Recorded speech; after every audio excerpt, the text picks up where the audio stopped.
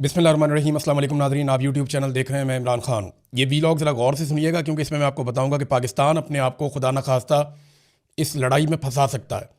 हमारे साथ क्या हो सकता है और सिचुएशन क्या है वो मैं आपको बाद में बताता हूँ, लेकिन पहले इस जंग में वो मरहला आ गया जो बहुत ख़तरनाक है और ये नहीं होना चाहिए। ये पूरा का पूरा जो खलीज है जिसमें Iran, Iraq, Saudi Arab, Kuwait, Bahrain, Qatar, UAE, Oman, ये सारे ममालिक जो हैं इनके अंदर तेल है और ये तेल की दौलत से माला माल है। ये लोग आज अमीर हैं तो इस वजह से कि इनके पास तेल की दौलत है और तेल से इन्होंने बेशुमार पैसा बनाया। अब तेल के कुएं अगर जलना शुरू हो जाएं तो ये पूरा रीजन जो है वो खंडरात में तब्दील हो जाएगा और वो जिस चीज़ का ख़तरा था वो हो गई और ईरान से इसका आगाज़ हुआ है और इराक के अंदर भी ये सिलसिला शुरू हो गया है। ईरान की जो ऑयल तनसीबात हैं उनके ऊपर शदीद तरीन हमला किया गया है। इसराइल ने दावा किया है कि 30 के करीब हमले किए गए हैं, यानी उनकी एयरफोर्स ने 30 के करीब बम मारे हैं और बहुत सारे जो ऑयल रिफाइनरीज और टैंकर्स इनके ऊपर अटैक किया गया है। ईरान ने कन्फर्मेशन की है कि उनके 3 ऐसे डिपोज जहाँ पे वो तेल को स्टोर करते हैं वो तबाह हुए हैं और ऑयल रिफाइनरीज के हवाले से भी मुतज़ाद खबरें आ रही हैं। ये तो अगर नुकसान हुआ तो अरबों डॉलर का नुकसान है, बहुत बड़ा नुकसान है। और ईरान की ऑयल तनसीबात पर अगर हमला होगा तो ईरान इसका जवाब क्या देगा इसका भी आप अंदाज़ा कर सकते हैं। ये बहुत खौफनाक है।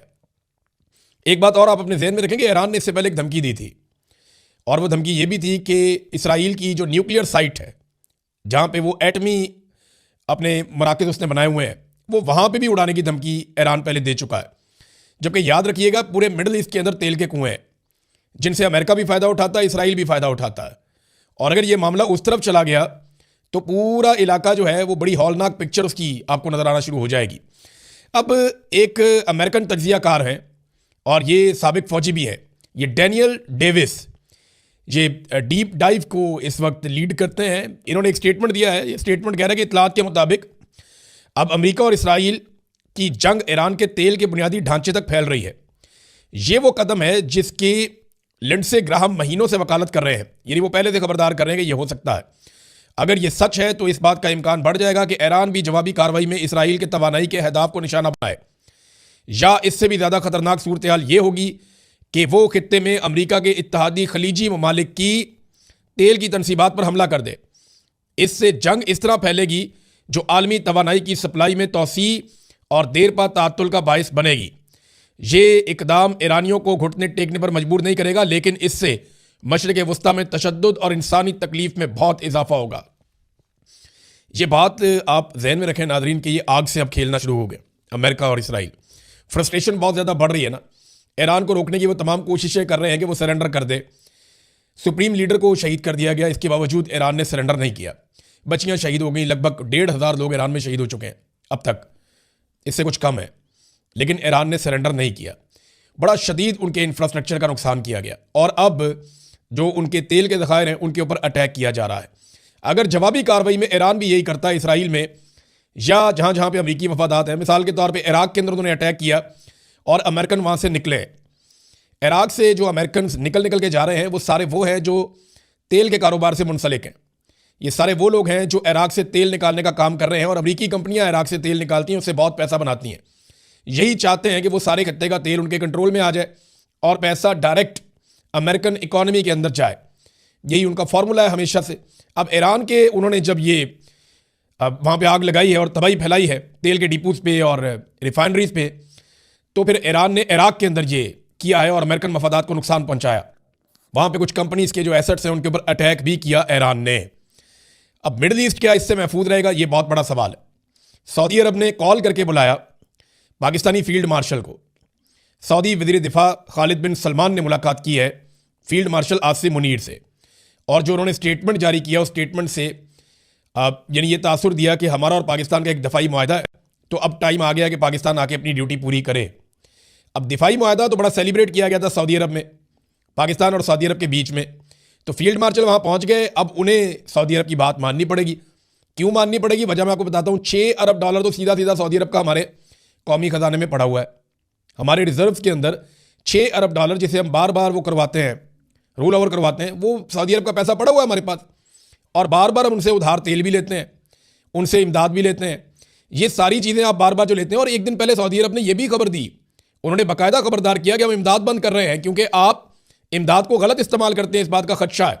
तो आप पहले इस्लाहात करें, उसके बाद आर्मी चीफ को जाना पड़ा। पाकिस्तान इससे बाहर रहना चाहता था, लेकिन आर्मी चीफ को बुलाया गया क्योंकि इन्होंने अपनी मर्जी से, फील्ड मार्शल साहब ने सऊदी अरब के साथ एक दिफाई मुआहदा किया था। उस वक्त जो लोग बात कर रहे थे उन्हें गद्दार कहा जा रहा था। देखें, जब खादमैन हरमैन शरीफैन का एक बड़ा मुकाम है सऊदी अरब के हुक्मरानों के पास और उसका सारे एहतराम करते हैं, हिजाज मुक़द्दस यानी मक्का और मदीना, इसकी हिफाजत के लिए दुनिया के सारे ममालिक और सारे मुसलमान इकट्ठे होंगे, चाहे वो ईरानी हो, इराकी हो, शामी हो, मिस्री हो या मिडल ईस्ट के रहने वाले हो, सारे इकट्ठे हो जाएंगे। वो मसला नहीं है। मसला ये है कि जब पाकिस्तान ने सऊदी अरब के साथ एक दिफाई मुआहदा किया आसिम मुनीर साहब की ख्वाहिश पे, तो क्या इसको पार्लियामान में डिस्कस किया गया? क्या इसके ऊपर बहस मुबाहिसा हुआ? क्या यह देखा गया कि किन दुश्मनों से सऊदी अरब को महफूज रखना है?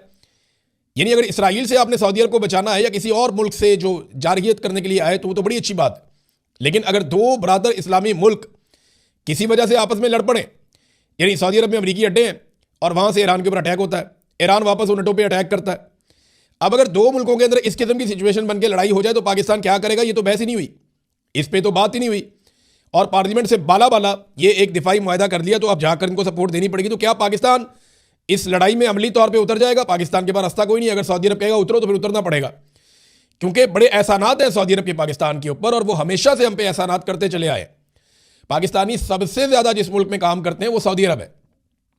बहुत बड़ी तादाद में लेबर क्लास सऊदी अरब में काम करती है, वहाँ से ज़र मुबादला पाकिस्तान में भेजते हैं, रियाल आते हैं पाकिस्तान में। और पाकिस्तान के हुक्मरान जो हैं वो जो डोनाल्ड ट्रंप के साथ अभी रिलेशन बनाए, वो लिंक भी सऊदी अरब से जाकर मिलता है। तो फील्ड मार्शल गए और अब इनकार करने की गुंजाइश है नहीं। तो क्या अगर सुलह नहीं होती और मामला हल नहीं होते, क्योंकि DGISPR का भी इसके ऊपर एक स्टेटमेंट जो है वो मार्केट में फ्लोट कर रहा है और उसकी भी मुझे समझ नहीं आ रही, उसका सरपाव नहीं है। देखिए, पाकिस्तान को वही करना पड़ेगा जो सऊदी अरब कहेगा। बड़ी ऑड पोजीशन होगी पाकिस्तान की। अल जजीरा ने इसके ऊपर बाकायदा एक रिपोर्ट छापी है। अल जजीरा का ये कहना है कि पाकिस्तान फंस गया बीच में, दो बरादर इस्लामी मुल्क हैं। देखिए, अगर पाकिस्तान इनमें से किसी एक की तरफ से भी लड़ता है तो पाकिस्तान में फिरका वारियत का बड़ा मामला हो जाएगा। ये शिया सुन्नी मामला पाकिस्तान के अंदर आ जाएगा, जिससे पाकिस्तान ने काफ़ी हद तक जान छुड़ाई है। अब हमें इन दोनों मुल्कों के बीच में सुलह के लिए किरदार अदा करना चाहिए, ना कि एक फरीक बनना चाहिए, क्योंकि जो सऊदी अरब के वज़ीर दिफा हैं बहुत मोहतरम है हमारे लिए, उनका जो एक स्टेटमेंट है उसमें उन्होंने पाकिस्तान और सऊदी अरब को एक फरीक और ईरान को दूसरा फरीक बताया। तो टेक्निकली आप समझ जाएं कि पाकिस्तान के army chief field marshal Asim Munir ने पार्लियामेंट से बाला बाला जो दिफाई मुआहदा किया सऊदी अरब के साथ, देखिए उन्हीं की ईमा पे हुआ ना। ये बेचारे तो कुछ भी नहीं है, किसी खाते में नहीं, ना 3 में ना 13 में। हुक्मरानों की तो औकात ही कोई नहीं है। पार्लियामान में आता तो अपोजिशन भी अपनी राय दे लेती, लेकिन ऐसा कुछ किया नहीं गया। अब वज़ीर दिफा किधर है? देखिए, सऊदी अरब की जानिब से सऊदी वज़ीर दिफा बैठे हैं, तो पाकिस्तान की जानिब से पाकिस्तानी वज़ीर दिफा भी बैठने चाहिए। और मैं एक और चीज़ नोट कर रहा हूँ कि काफ़ी अरसा हो गया है लगातार जब जब आर्मी चीफ सऊदी अरब जा रहे हैं तो उनकी कोई नई तस्वीर मोहम्मद बिन सलमान के साथ नहीं आ रही। मैं उम्मीद कर रहा था इस मौके पर जब वो जाएंगे तो उनकी तस्वीर जो आएगी वो मोहम्मद बिन सलमान के साथ आएगी, लेकिन मैंने देखा कि मोहम्मद बिन सलमान के साथ नहीं आई, उनके भाई हैं उनके साथ आई है, खालिद बिन सलमान के साथ। तो ये एक अजीब चीज़ है। पाकिस्तान इसमें से कैसे निकलता है?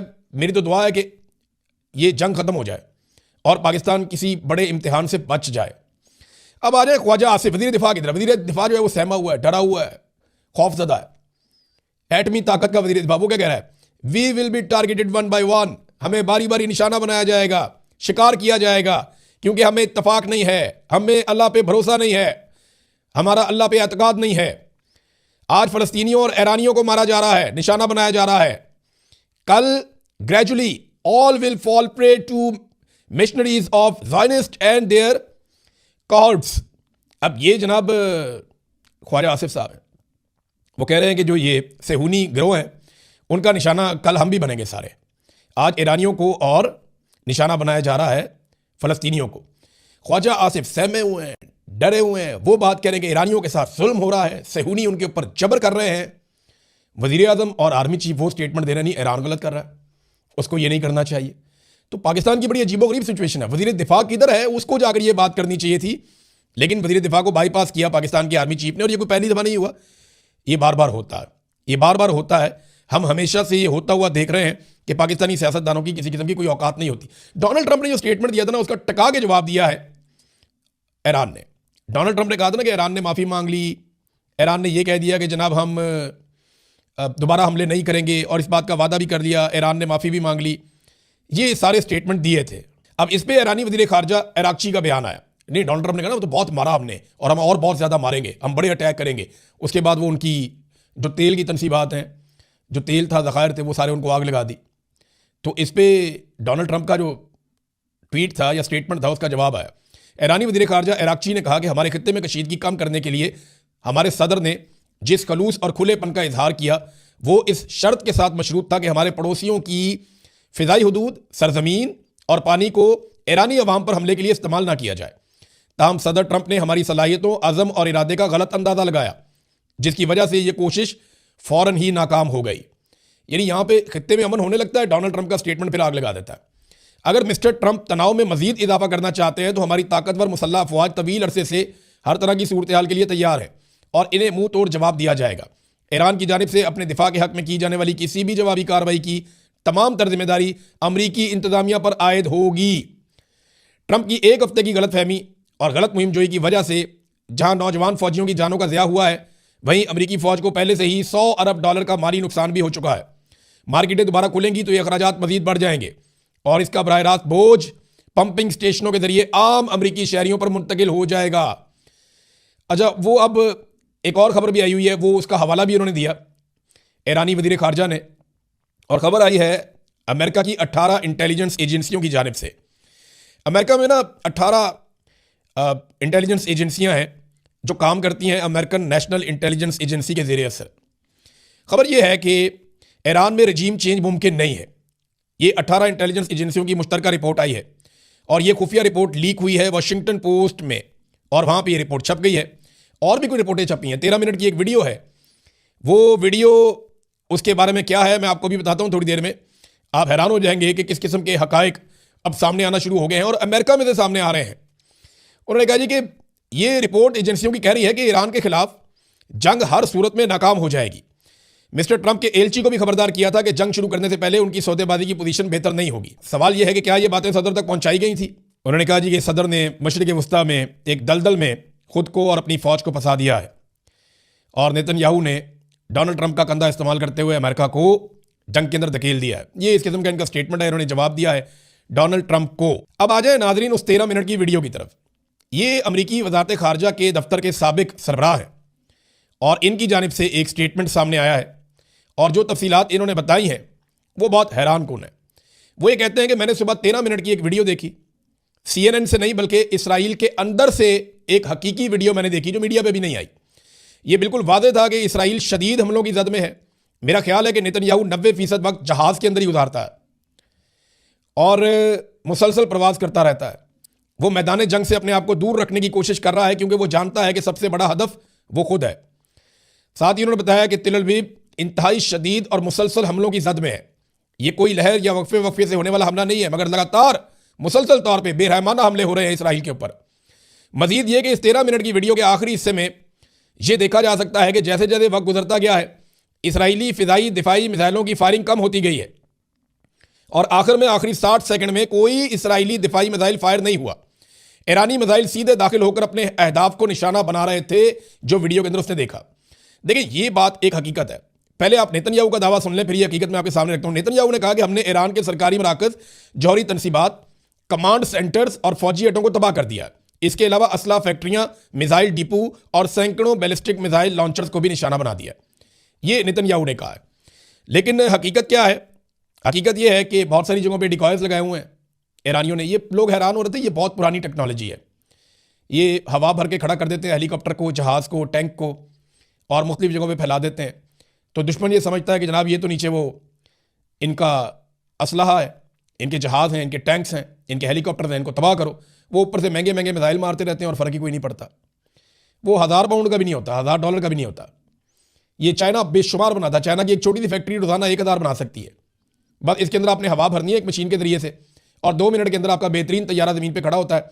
और किसी भी सैटेलाइट में, किसी भी जहाज़ पर से देखने में, किसी भी सिस्टम से आप देखें तो आपको ऐसा ही लगता है कि जैसे वो नीचे जहाज़ है या हेलीकॉप्टर है या टैंक्स खड़े हैं या दिफाई निज़ाम है या जो भी है। वो ईरान ने डिकॉयर्स लगाए, उनके ऊपर बार बार अमेरिका अटैक करता है। कई जगहों पे तो ज़मीन पे पेंट कर दिया उन्होंने। अमेरिका वहाँ पे अटैक करता है, पता चलता है कि वो तो जाली था और बहुत महंगे मिसाइल वहाँ पे बरसा के वो निकल जाते हैं। नाज़रीन, ईरानी सिक्योरिटी कौंसिल के सरबराह अली लारंजानी ने एक दावा किया है कि उनके पास ये रिपोर्ट्स हैं कि अमरीकी फ़ौजी कैद किए गए, यानी उन्हें गिरफ्तार भी किया गया है। कुछ उन्होंने खुद दावा किया, कुछ उन्होंने कहा जी मेरे पास ये रिपोर्ट्स हैं। तादाद उन्होंने नहीं बताई, लेकिन उन्होंने कहा कि अमरीकी फ़ौजी गिरफ्तार किए गए हैं। अगर ऐसा है तो आपको आने वाले दिनों में इसकी वीडियो नज़र आ जाएगी। लेकिन एक चीज़ मैं आपको कन्फर्म करूँ कि जहाँ ईरान ने यह कहा था कि हम अरब ममालिक के ऊपर अटैक नहीं करना चाहते, हम मादरत चाहते हैं क्योंकि हमें अटैक करना पड़ता है उस वक्त जब उनकी सरजमीन से हम पे अटैक होता है, तो गुज़िश्ता रात को दोबारा ईरान ने अटैक किया है। अब रात को लेट नाइट ये इंफॉर्मेशन आई कि ईरान ने बहरीन, कुवैत, सऊदी अरब और इराक में मौजूद अमरीकी फ़ौजी अड्डों पर हमले किए। ये हमले उन बेसिस के खिलाफ किए गए जो गुज़िश्ता शाम ईरान के खिलाफ इस्तेमाल हुए थे। जो अड्डे ईरान के खिलाफ इस्तेमाल हुए उनके ऊपर उन्होंने वापस अटैक कर दिया। अब देखें ना, इन अरब ममालिक की सूरत हाल ये है कि ये अमेरिका को मना कर नहीं सकते, इसराइल को रोक नहीं पा रहे। वो यहाँ से अड्डे इस्तेमाल करते हुए ईरान पे अटैक कर रहे हैं, उधर से ईरान वापस अटैक करता है तो ये माइंड करते हैं कि जी हमारी सरजमीन पे अटैक क्यों हो रहा है। ये बड़ी अजीबोगरीब सिचुएशन है। अब इसमें पूरा रीजन जल के खाक हो सकता है अगर होश के नाखून इन लोगों ने ना लिए। अमेरिका तो वापस चला जाएगा अपने फौजी लेके, अपने बैरी जहाज लेके। खंडर तो ये इलाका बन जाएगा, नुकसान तो इस इलाके का हो जाएगा। आज यूएई से बेशुमार बिजनेसमैन वो निकलना चाहते हैं, लोग अपना पैसा निकाल के भाग रहे हैं। एक एक फ्लाइट का लोग 2-2, ढाई लाख डॉलर भी दे रहे हैं कि हमें यहां से किसी तरह निकाल दो। लोग निकलना चाहते हैं फौरी तौर पे। नाजरीन, डोनाल्ड ट्रंप ने चढ़ाई कर दी बरतानिया के ऊपर। हैरत अंगेज लग रहा है ना आपको? इनके बड़े जबरदस्त ताल्लुकात होते थे, बरतानिया सबसे मजबूत इत्तेहादी था। ट्रंप ने कहा the United Kingdom our once great ally may be the greatest of them all, यानी हमारा सबसे बेहतरीन और अजीम साथी था बरतानिया। उसने कहा जी फाइनली उसने बहुत संजीदगी से सोचने के बाद 2 एयरक्राफ्ट कैरियर जो है मिडल ईस्ट में भेजे हैं। That's okay prime minister Starmer, ठीक है वजीर आजम Starmer, we don't need them any longer, हमें उनकी जरूरत नहीं है। ये डोनाल्ड ट्रंप ने जवाब दिया लंदन को, बरतानिया को। यानी बरतानिया ने यहां से हथियार भेजे और अब डोनाल्ड ट्रंप ने कहा हमें उसकी जरूरत नहीं है, लेकिन हम इसे याद रखेंगे। We don't need people that join war after we have already won. हमें आप लोगों की जरूरत नहीं है उस वक्त जब हम ऑलरेडी जंग जीत चुके हैं, ये डोनाल्ड ट्रंप ने कहा। देखिए बाकी ममालिक चाहे यूरोप है चाहे बरतानिया है, ये और भी बहुत सारे मुल्क हैं, वो इस लड़ाई में क्यों नहीं उतर रहे? वो सारे ये जानते हैं कि इंसानों ने जितने खतरनाक हथियार बना लिए दूसरी जंग अजीम के बाद, और जिस तरह रशिया और चाइना साथ खड़े हैं ईरान के, ऐसी सूरत हाल में अगर वो इस जंग का हिस्सा बनेंगे तो उनके मुल्क के ऊपर भी इसका रद्देअमल आएगा। और वो एक ऐसी जंग शुरू नहीं करना चाहते जिससे पूरी की पूरी इंसानियत तबाह हो जाए। डोनाल्ड ट्रंप का मसला और है, उनका पूरा का पूरा करियर और हर चीज़ दाव पे लगी हुई है। डोनाल्ड ट्रंप या तो ऐवान सदर में रहेंगे या जेल में जाएंगे, ऐसा दिखाई दे रहा है। उनका मुआवजा तो पक्का है, वो अपने मुंह से कह चुके हैं मेरा मुआवजा होगा। और mid term election Donald Trump के जीतने के इम्कान है ही नहीं, बहुत बुरे हालात हैं। वो न्यूयॉर्क का मेयर नहीं जीत सके, ममदानी वहां पे इलेक्शन जीत गए।